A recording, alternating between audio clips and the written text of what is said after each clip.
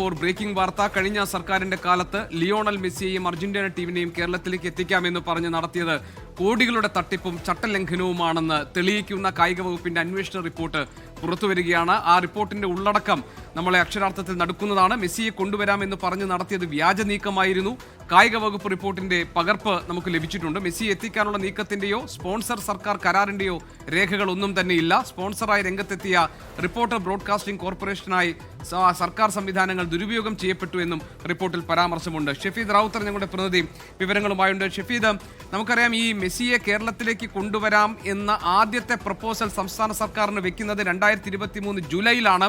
അത് കളമശ്ശേരി ആസ്ഥാനമായി പ്രവർത്തിച്ചിരുന്ന ഗോട്ടൺ ഗ്ലോബൽ എന്ന ഒരു കമ്പനിയായിരുന്നു.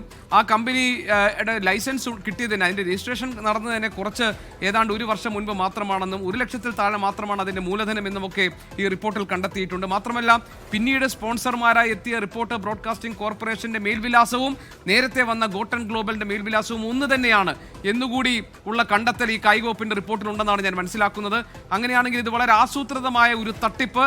ആ തട്ടിപ്പിന് സംസ്ഥാന സർക്കാരും കേന്ദ്ര സർക്കാരും ഒക്കെ ഉപയോഗിക്കപ്പെട്ടു. കേന്ദ്ര സർക്കാരിനെ പറഞ്ഞു ധരിപ്പിച്ചത് ഒരു US ഏജൻസി വഴി പണം കൈമാറാൻ പോകുന്നു എന്നതാണ്. ആ US ഏജൻസി ആകട്ടെ അവിടെ സാമ്പത്തിക കുറ്റകൃത്യത്തിന്റെ പേരിൽ നിരീക്ഷണത്തിൽ നിൽക്കുന്ന ഒരു കമ്പനിയുമാണ്. അങ്ങനെ അടിമുടി തട്ടിപ്പിന്റെ വിവരങ്ങളല്ലേ ഇപ്പോൾ പുറത്തു വരുന്നത്?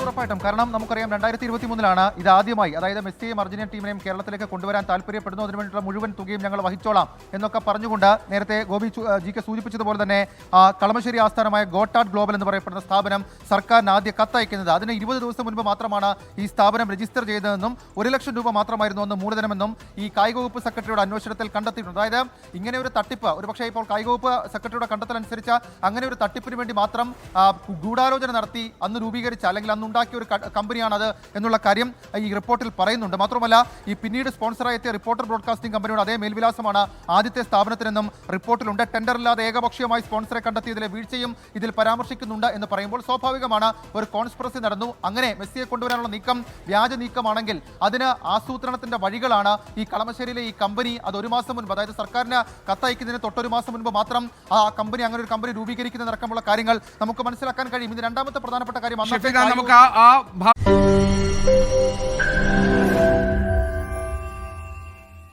ലോകത്തെവിടെയായാലും ഏത് സമയത്തും 24 വാർത്തകളും ഓഗ്മെന്റഡ് റിയാലിറ്റി പാക്കേജുകളും എക്സ്പ്ലെയിനറുകളും വിശദമായി കാണാൻ ഞങ്ങളുടെ YouTube ചാനൽ നിങ്ങൾക്ക് സബ്സ്ക്രൈബ് ചെയ്യാം.